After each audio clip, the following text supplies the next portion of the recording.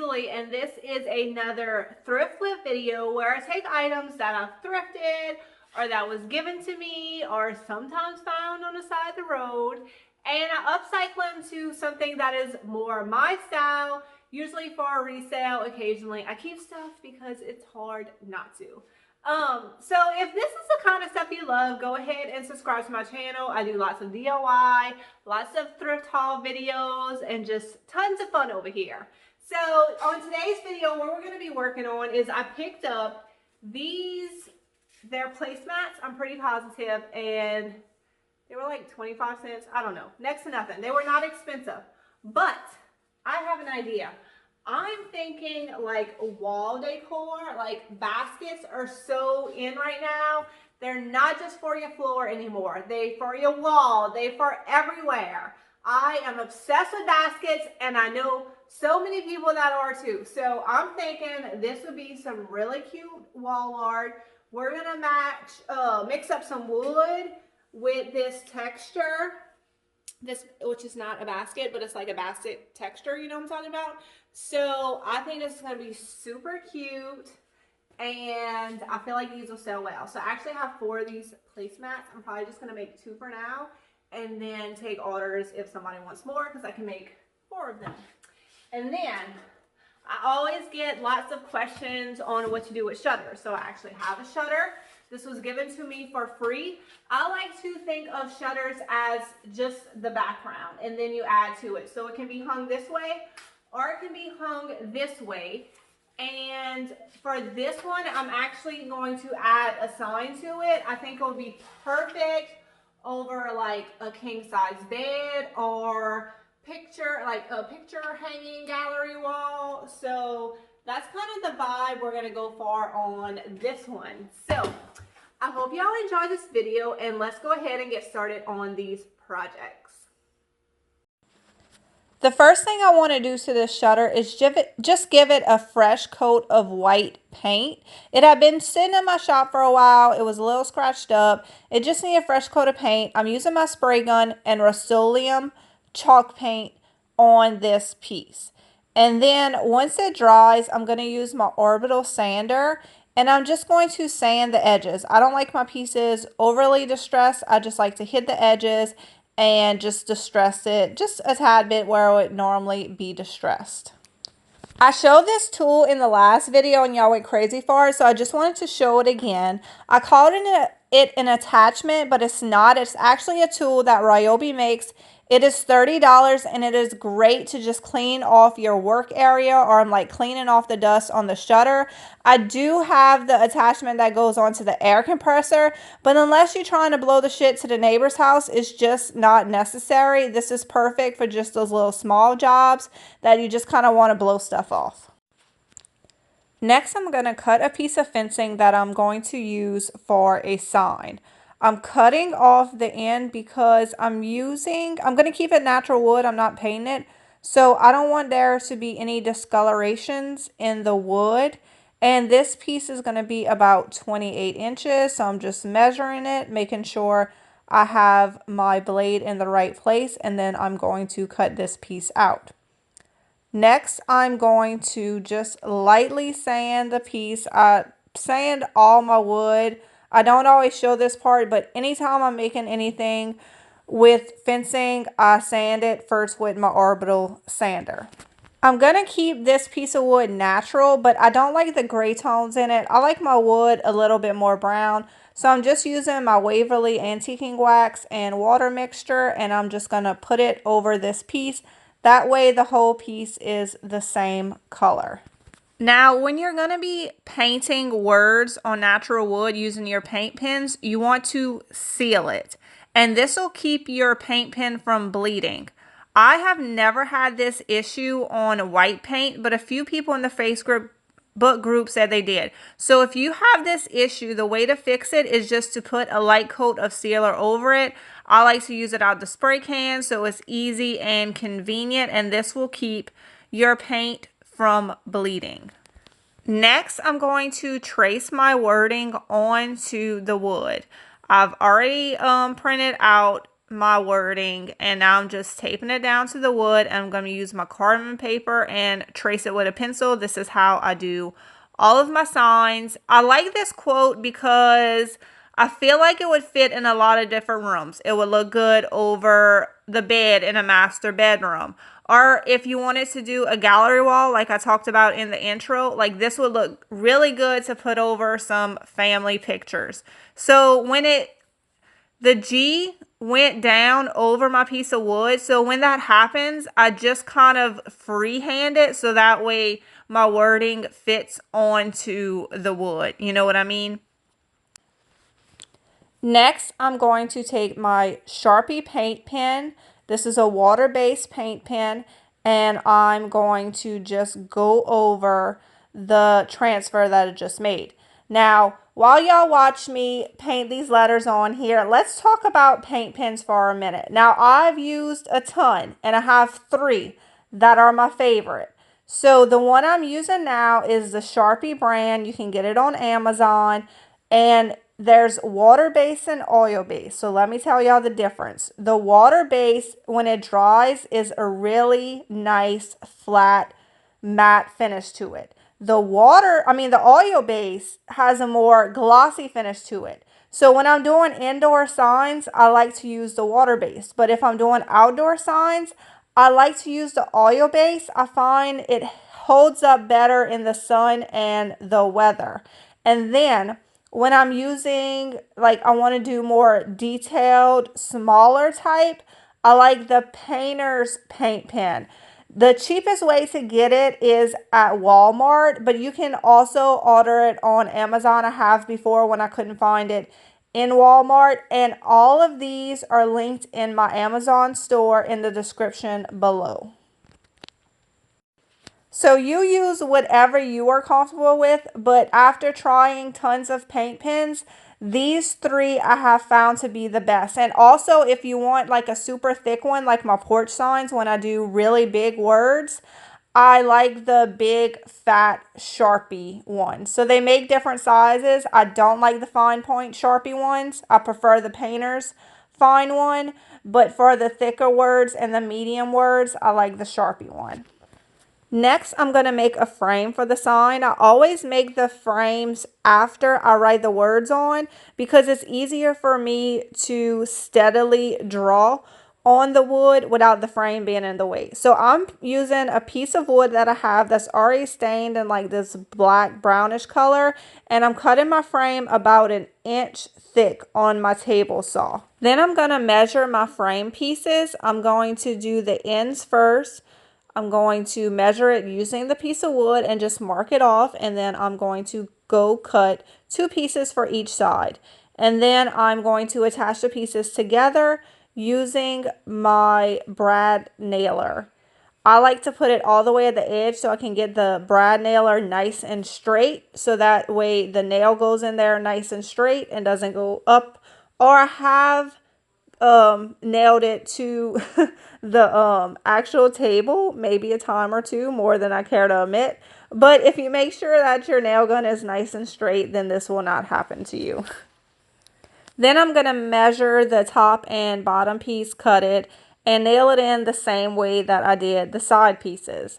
Now, once I make the cuts, then that takes off the finish that was previously there. So I need that to blend in with the rest of the piece. So I'm just taking some Waverly chalk paint in the color ink. I'm watering it down because it's like a stain. I don't need a lot of it. I just want it to blend in with what's already there. And I feel like I have like the farmhouse trifecta here. I have the white shutter, I have the natural wood, and I have the black. I feel like this piece will go perfect in anybody's house with these 3 colors. Now, even after watering it down, I felt like it was still like showing up a little bit too much. So I just wiped it with a baby wipe.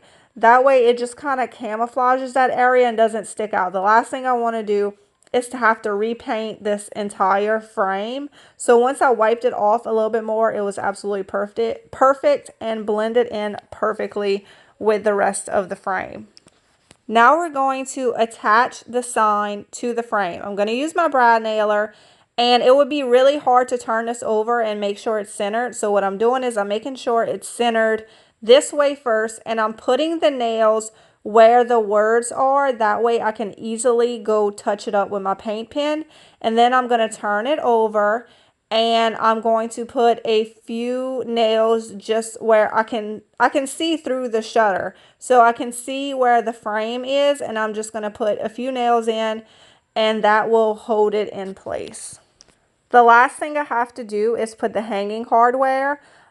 These are linked in my Amazon store below. I like to put them all the way on the edge. That way it's easy for the customer to know where to put their nails to attach it to the wall.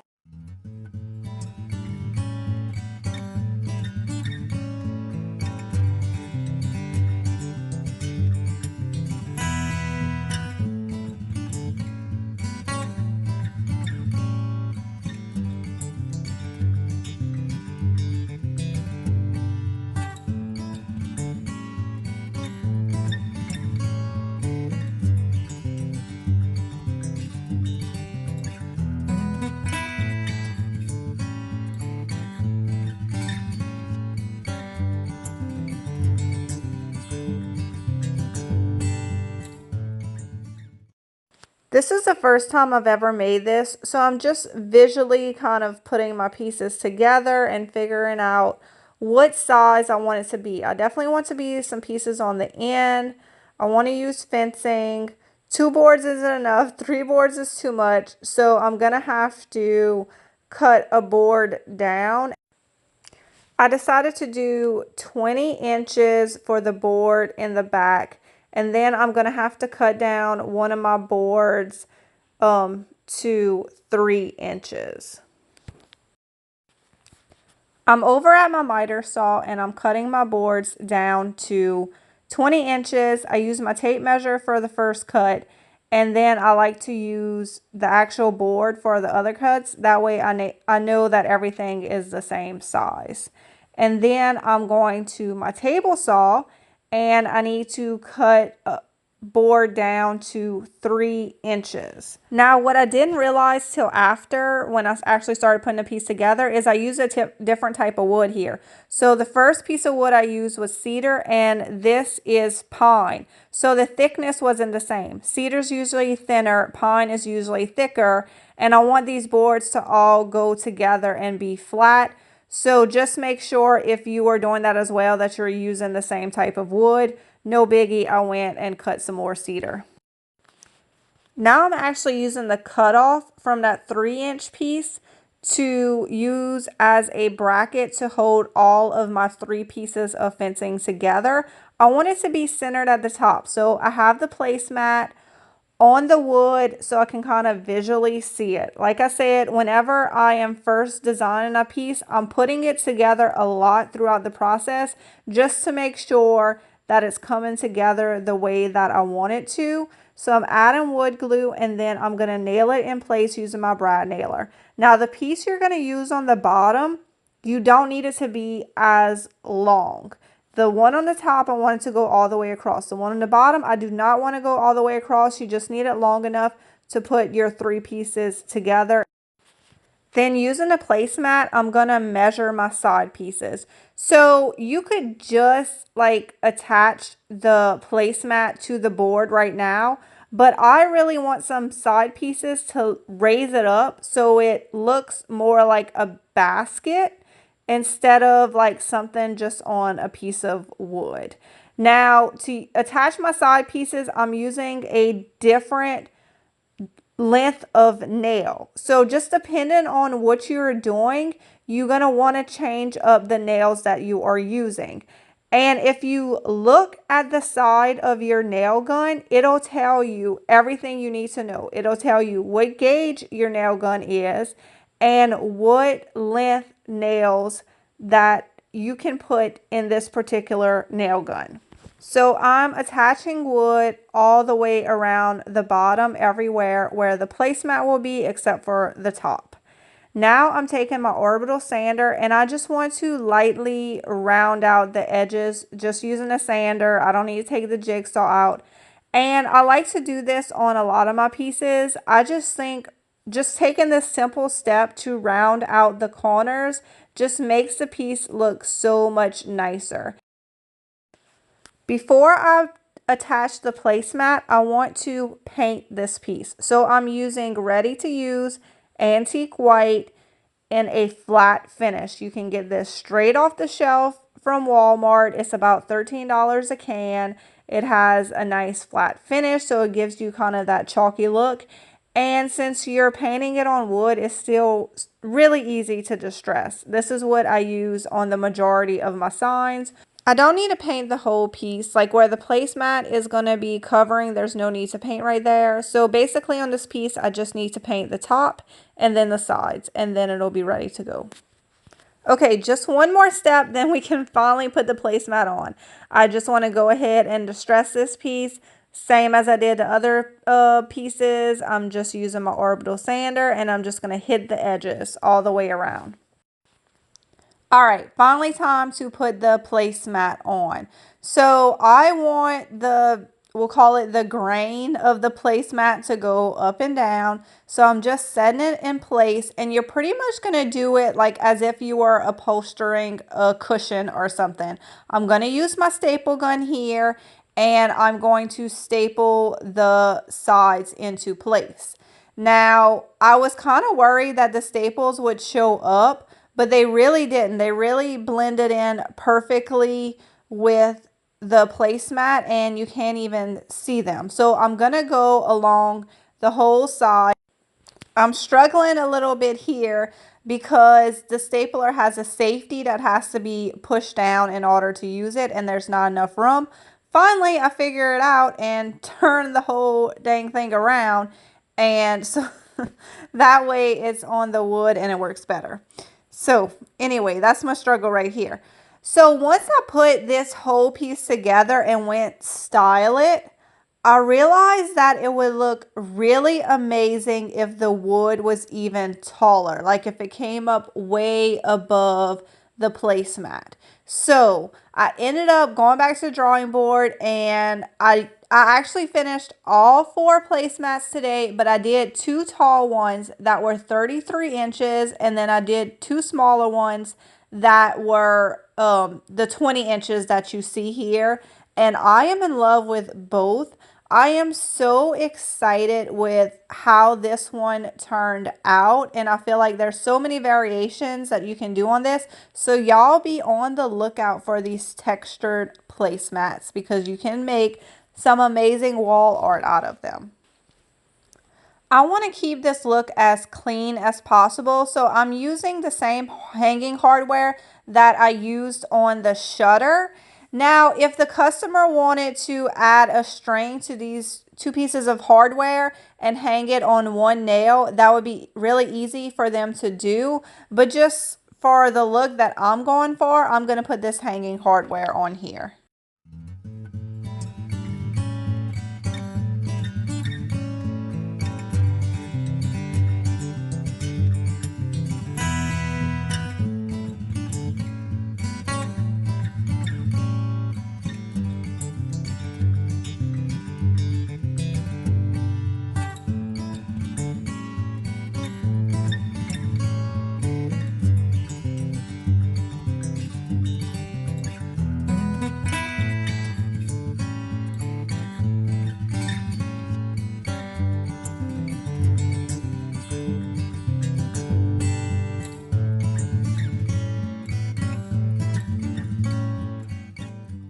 I hope this video has inspired you to make your own DIY creations, and I would love it if you would leave a comment below and let me know what was your favorite project that I worked on today. I hope y'all have a wonderful afternoon, and I will see y'all on the next video.